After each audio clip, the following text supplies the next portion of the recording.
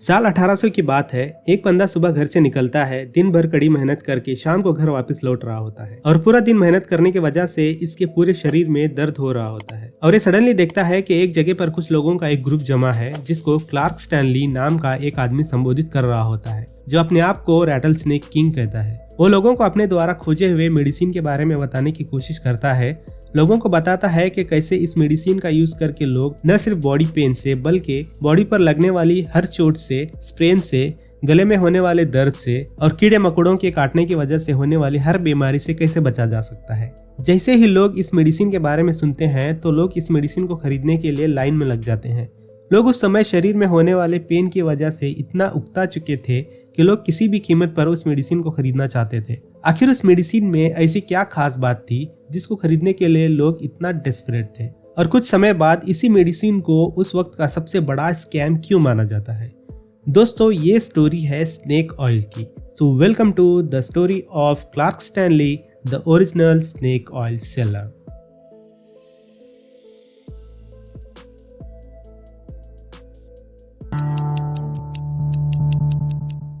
The snake oil salesman ये एक ऐसा वर्ड है जिसको आज के जमाने में स्कैमर्स और फ्रॉड लोगों के लिए यूज किया जाता है, जो चीजों के साथ मिलावट का काम करते हैं और लोगों को धोखा देते हैं। दूसरे लफ्ज में अगर देखा जाए तो एक मक्कार आदमी के लिए इस वर्ड का यूज किया जाता है और लोग क्लार्क स्टैनली को इस कहावत का जिम्मेदार मानते हैं। लेकिन ऐसा क्यों है? इस कहानी के पीछे छुपे हुए राज को जानने के लिए हमें थोड़ा सा पीछे जाना होगा।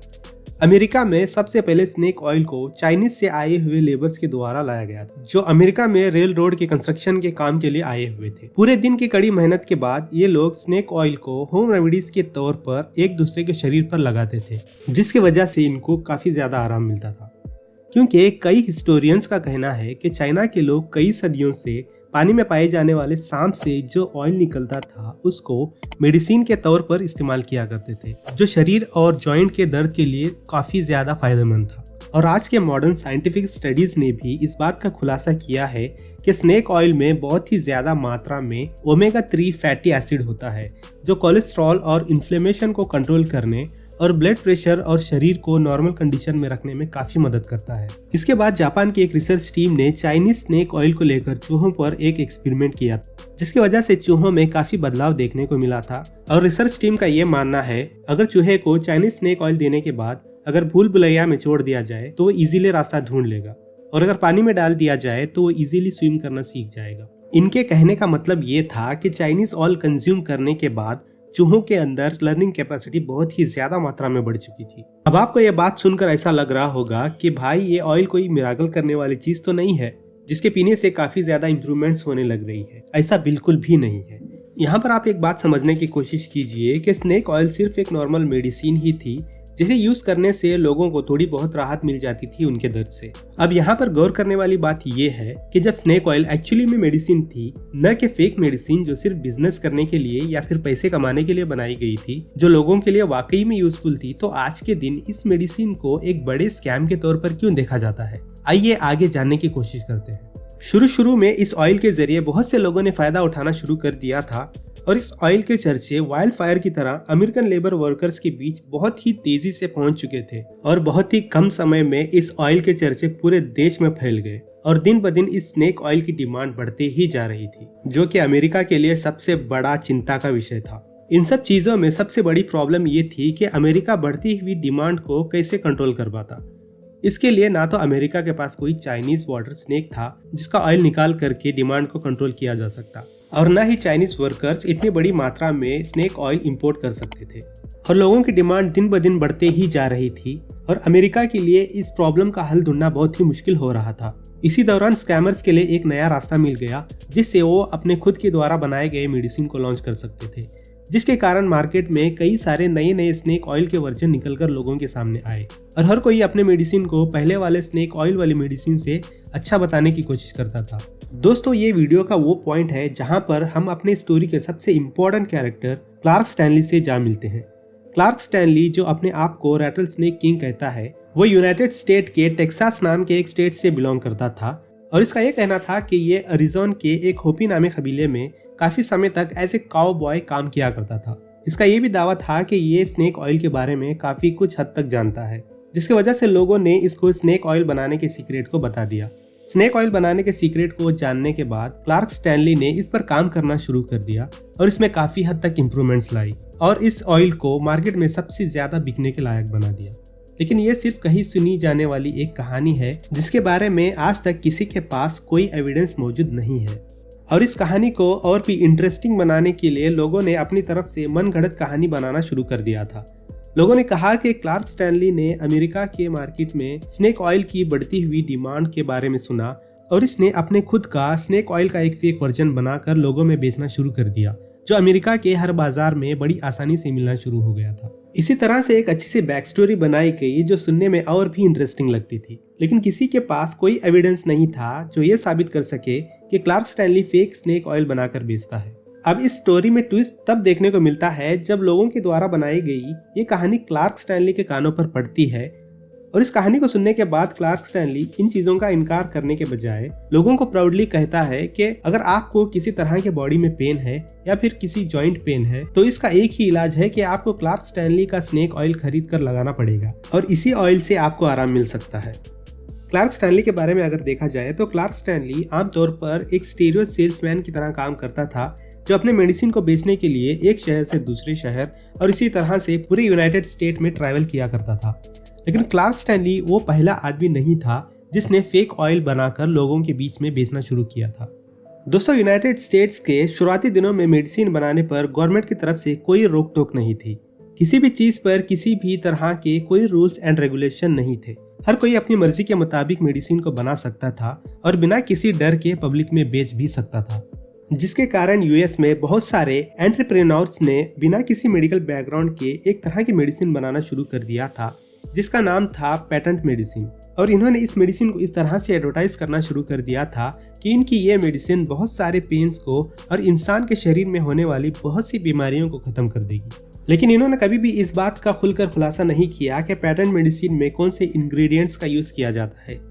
लेकिन आखिर में इन मेडिसिन से कुछ भी ऐसा देखने को नहीं मिला जिसका वो दावा किया करते थे। इन मेडिसिन का यूज करने से न ही किसी का पेन कम होता और न ही किसी की बीमारी कम होती हुई दिखाई देती थी।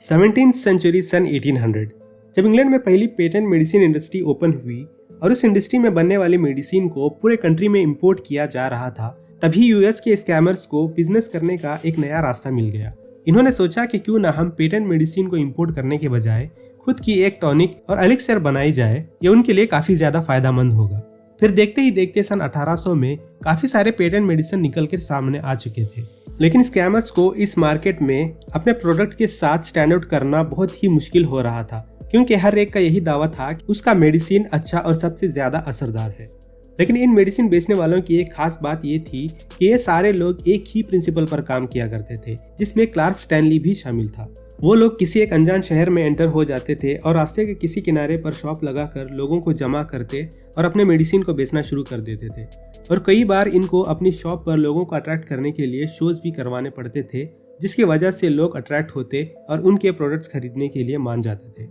इन सब सेलर में सबसे कॉमन टैक्टिक ये थी कि ये लोग अपने ही कुछ फर्जी लोगों को भीड़ में घुसा देते थे, जो भीड़ में से ही निकलकर प्रोडक्ट की तारीफ करने लग जाते थे और दूसरे लोगों को खरीदने के लिए मनाने की कोशिश करते थे, जिनको बाद में सेल्स कट ऑफ से सेल्समैन द्वारा पैसे दिए जाते थे। क्राउड में मौजूद लोग प्रोडक्ट की तारीफ होता हुआ देखकर उन प्रोडक्ट को खरीद लेते, ये सोचते हुए कि ये जेन्युइन कस्टमर्स हैं जिन्होंने इस प्रोडक्ट को यूज किया हुआ है और इसका असर देखा हुआ है, जबकि वो लोग जेन्युइन कस्टमर नहीं बल्कि सेल्समैन के द्वारा ही रखे गए फर्जी कस्टमर हुआ करते थे। जब ये सारी मेडिसिन को उस शहर में बेच देते तो फिर उसी तरह दूसरे शहर में घुसते और वही फॉर्मूला अपनाते। इसी तरह एक के बाद दूसरे शहर में घूमते और अपना प्रोडक्ट को बेचा करते थे। यूएस में ऐसे कई लोग थे जिन्होंने इस ट्रिक का इस्तेमाल करके अपने प्रोडक्ट्स को बेचा था, लेकिन ऐसा माना जाता है कि क्लार्क स्टैनली ने उनमें से सबसे सक्सेसफुल सेल्समैन के ट्रिक को बहुत केयरफुली ऑब्जर्व किया था और उसने ऑडियंस को अपनी तरफ अट्रैक्ट करने का एक अनोखा रास्ता ढूंढ निकाला था। सन 1893 शिकागो में वर्ल्ड फेयर होने लग रहा था, जो कि यूनाइटेड स्टेट की हिस्ट्री में सबसे लार्जेस्ट पब्लिक इवेंट था, जहां पर क्लार्क स्टैनली को गोल्डन चांस मिला था कि वो अपनी सीक्रेट ट्रिक का वहां पर यूज कर सकता था। क्लार्क स्टैनली उस इवेंट में अपना छोटा सा शॉप लगाता है और डिसाइड करता है कि वो पब्लिक को लाइव डेमो दिखाएगा कि कैसे वो स्नेक ऑयल बनाता है। जैसे कि क्लार्क स्टैनली गोल्डन रूल जानता था कि कैसे लोगों के सामने शो को रखा जाए और कैसे लोगों को अपनी तरफ अट्रैक्ट किया जाए। तो क्लार्क स्टैनली एक बड़े सांपों से भरी हुई बैग लेकर आता है, उसमें से एक सांप निकालता है और उसको सामने खड़ी हुई पब्लिक के सामने ही कट करता है और उसको उबलते हुए पानी में डाल देता है और फिर उसकी चर्बी को उसके स्किन से अलग करता है और फिर उसको अपने सीक्रेट ऑयल बनाने वाले इंग्रेडिएंट्स से मिला देता है और इसी तरह ऑडियंस के सामने ही लाइव स्नेक ऑयल बनाकर दिखाता है। क्लार्क स्टैनली की लाइव परफॉर्मेंस करने की ये ट्रिक काफी ज्यादा फायदेमंद साबित होती है, जिसकी वजह से काफी ऑडियंस जमा हो जाती है और काफी ज्यादा मात्रा में इसका ऑयल भी सेल हो जाता है और इसी तरह से क्लार्क स्नेक ऑयल को एक नई पहचान मिलती है और उसी के साथ साथ इस ऑयल के कस्टमर्स भी बनना शुरू हो जाते हैं। ये क्लार्क स्टैनली की लाइफ का सबसे पहला ब्रेक थ्रू था जिसको इतनी बड़ी पॉपुलैरिटी मिली थी। और फिर दूसरा ब्रेक थ्रू तब देखने को मिला था जब क्लार्क स्टैनली अपने प्रॉफिट का कुछ हिस्सा लेकर बेवर्ली एंड मैसाचुसेट्स में स्नेक ऑयल के प्रोडक्शन को बढ़ाने के लिए स्नेक ऑयल की फैक्ट्री ओपन करने की सोचता है और आगे चलकर क्लार्क स्टैनली काफी ज्यादा मात्रा में स्नेक ऑयल की प्रोडक्शन करना शुरू कर देता है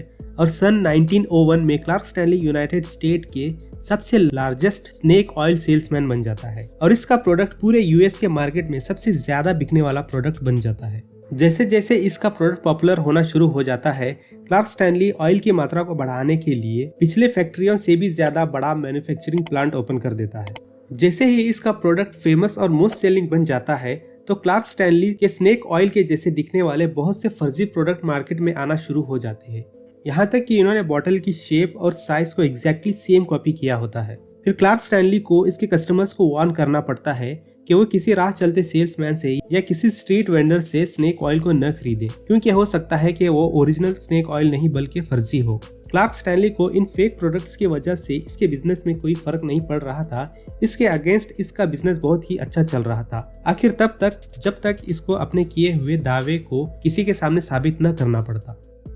20वीं सदी की शुरू में यूनाइटेड स्टेट की गवर्नमेंट ने फाइनली डिसाइड किया कि जितने भी अनचेक्ड मेडिसिन है, जिसमें पेटेंट मेडिसिन भी शामिल था, सबकी जांच पड़ताल की जाएगी कि आखिर इन मेडिसिन में क्या इंग्रेडिएंट होते हैं। साल 1906 में इन्होंने एक कानून पास किया। ये कानून फूड और मेडिसिन की क्वालिटी को इम्प्रूव करने के लिए बनाया गया था और उसी के साथ साथ उन लोगों के खिलाफ कार्रवाई करने के लिए बनाया गया था जो लोग मेडिसिन के नाम पर फर्जी प्रोडक्ट बेचने का काम करते थे और लोगों को धोखा देते थे। असल में इस कानून को बनाया गया था पब्लिक आउटरीच की वजह से, क्योंकि कुछ समय पहले शिकागो के मीट पैकिंग इंडस्ट्री में कुछ ऐसे ही मिलावटी चीजें देखने को मिली थी, जिसके बाद पब्लिक के दबाव में आकर गवर्नमेंट को ये कदम उठाना पड़ा था। इसी वजह से गवर्नमेंट का सबसे पहला टारगेट मेडिसिन इंडस्ट्री नहीं बल्कि फूड इंडस्ट्री था। जब तक एफडीए अपनी अटेंशन स्नेक ऑयल और दूसरे पैटर्न मेडिसिन की तरफ कर लेता, तब तक क्लार्क स्टैनली अपने मेडिसिन को कुछ और समय तक लोगों के बीच बेच सकता था। जैसे ही फूड और मेडिसिन डेवलपमेंट कमेटी ने स्नेक ऑयल को टेस्ट करने का सोचा, तो जाहिर सी बात है सबसे पहले मोस्ट पॉपुलर प्रोडक्ट से ही शुरू कर दी।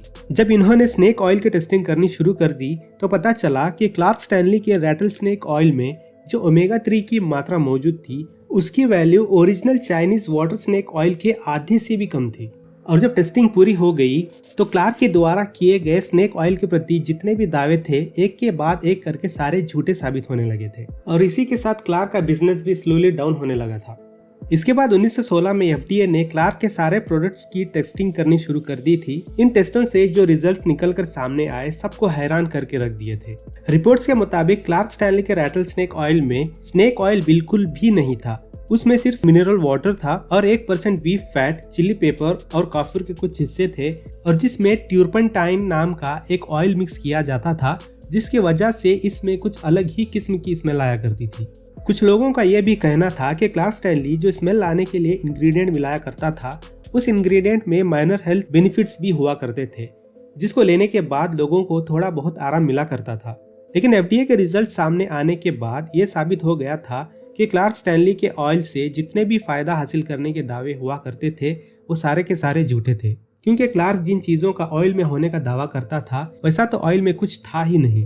और क्लार्क स्टैनली अपने किसी भी किए हुए दावे को साबित नहीं कर पाया, जिसकी वजह से इसको इतने बड़े बिजनेस से हाथ धोना पड़ा और इसको फर्जी स्नेक ऑयल इंडस्ट्री बंद करने के साथ साथ जेल की हवा भी खानी पड़ी थी। लेकिन आज भी बहुत सारे लोगों को इस चीज का अंदाजा नहीं है कि क्लार्क स्टैनली को स्नेक ऑयल बेचने के जुर्म में सजा नहीं हुई थी, बल्कि फर्जी स्नेक ऑयल बेचने के जुर्म में सजा सुनाई गई थी। और ऐसा कहा जाता है कि यह घोटाला यूएस के इतिहास में होने वाले सबसे बड़े घोटालों में से एक है। और इसी तरह स्नेक ऑयल सेल्समैन वर्ड का जन्म हुआ था, जिसको क्लार्क स्टैनली के चले जाने के बरसों बाद भी लोग आज भी इस वर्ड को कहावत के तौर पर इस्तेमाल करते हैं। तो दोस्तों, ये थी rattlesnake king Mister Clark Stanley की कहानी। तो दोस्तों, आपको हमारी ये वीडियो कैसी लगी नीचे कमेंट करके जरूर बताइएगा। हमारे वीडियो को लाइक एंड शेयर जरूर करें और चैनल को सब्सक्राइब करना न भूलें। तो इसी के साथ मिलते हैं आपसे बहुत ही जल्द एक नई वीडियो के साथ। तब तक के लिए पीस।